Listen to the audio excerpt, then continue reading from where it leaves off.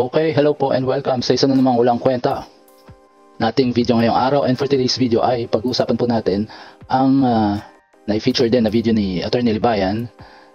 Parang reporter, ang na-feature po ni Attorney Libayan. Ben Tulfo eh.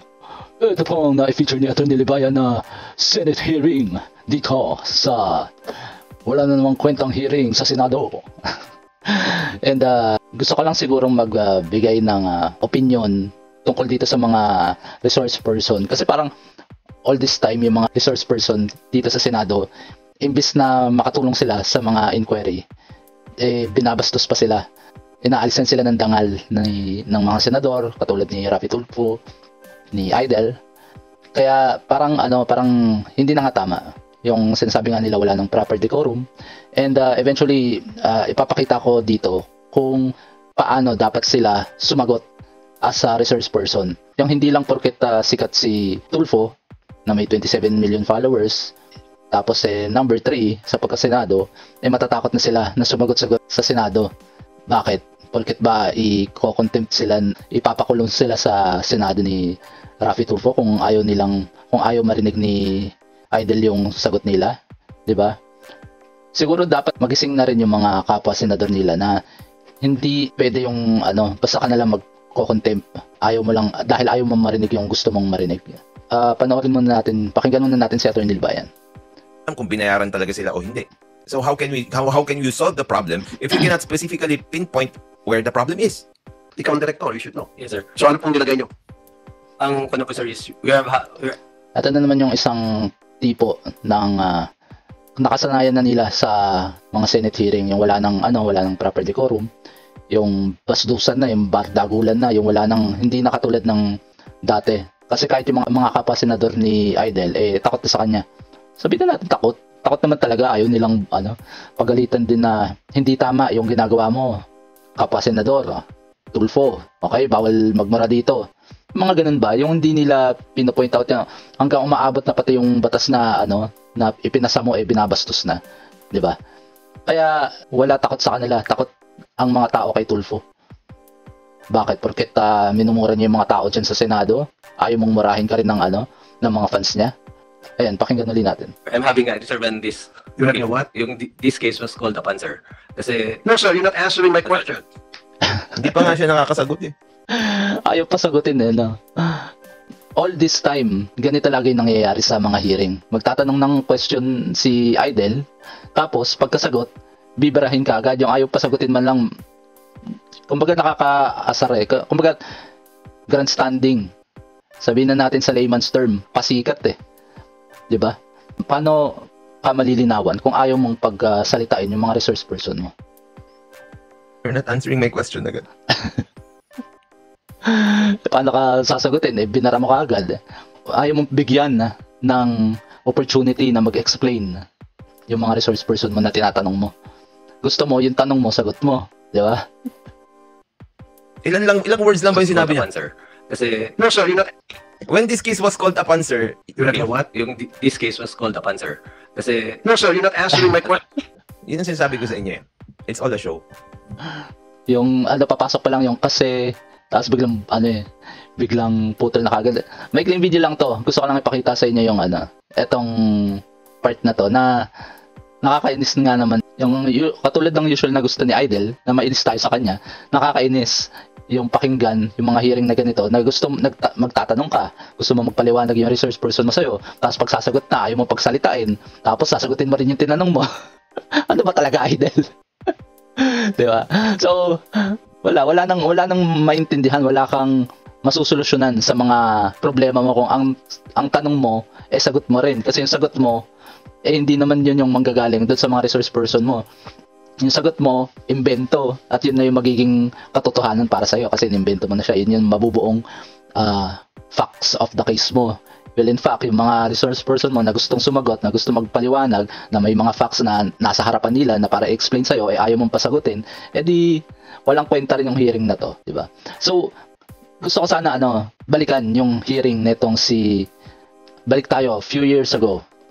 Tandaan niyo na ba itong hearing na to ni Thinking Pinoy tungkol sa, kasi nauso dito yung mga vloggers na nagpapakalap daw ng fake news. Okay?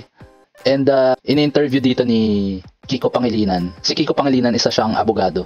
And alam niya kung paano mag-intimidate ng mga tao siguro sa mga tinatanong niya. And pakinggan natin itong Thinking Pinoy versus Liberal Party LP Senators. Okay, ito si Kiko Pangilinan to. Reasons why LP needs to assassinate Duterte. Yes. Did you have that's an opinion, right? Yes, it is. Ayan.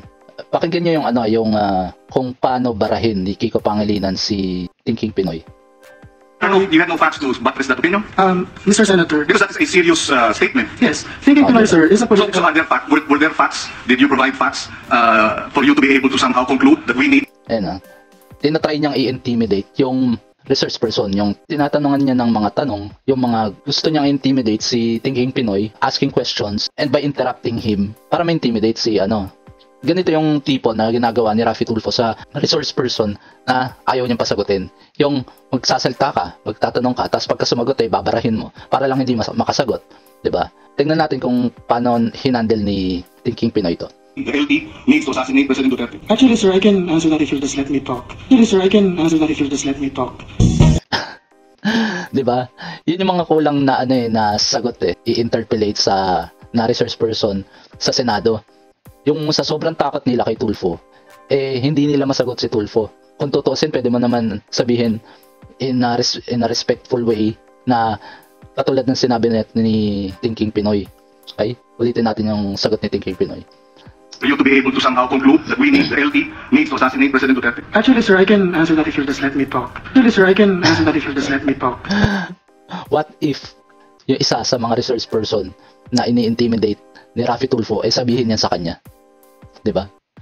Kulong ka sa baba, kulong ka sa Senado. Society in contempt ka, Thinking Pinoy, 'di ba? Lipat tayo sa kabilang Scanning system. What if si Neneng Palag ay sumagot ng katulad na sinagot ni Thinking Pinoy? Actually, sir, I can answer that if you'll just let me talk.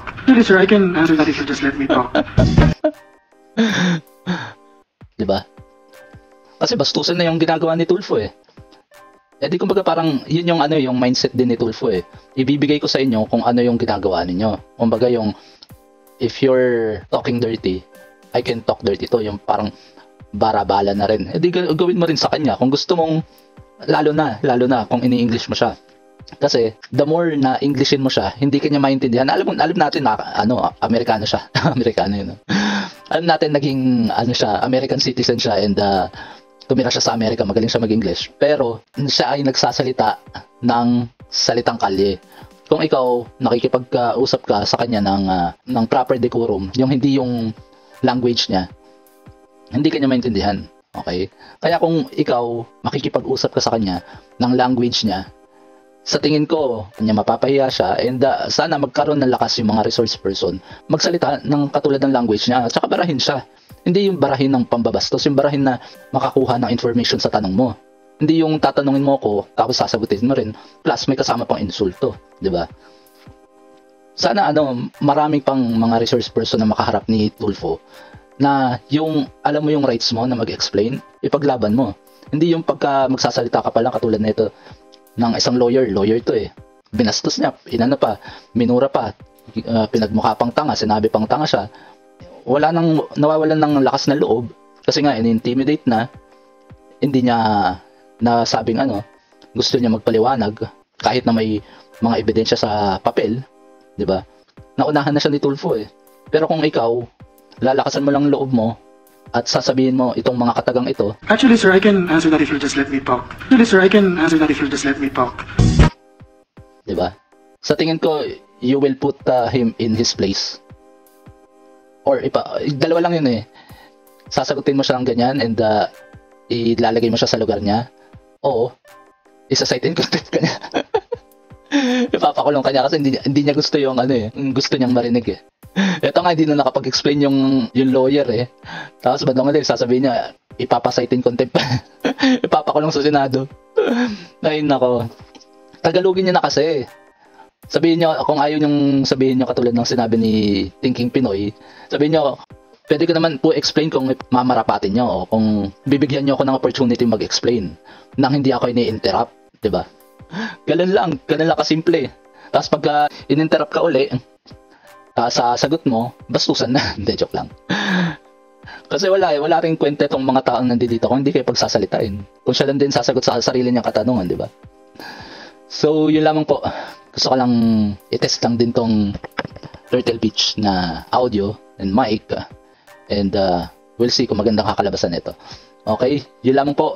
Maraming salamat sa mga sumubaybay dito sa Walang Kwentang video natin ngayong araw. Please paki-follow ako sa Facebook at paki-subscribe din po ako dito sa YouTube channel ko.